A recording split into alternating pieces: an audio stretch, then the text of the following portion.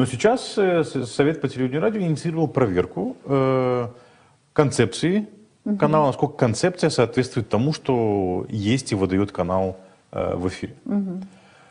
Есть вероятность того, что он опять оштрафуется, и как бы тут, по-моему, даже дело попахивает лишением лицензии. Вот как вы на это смотрите?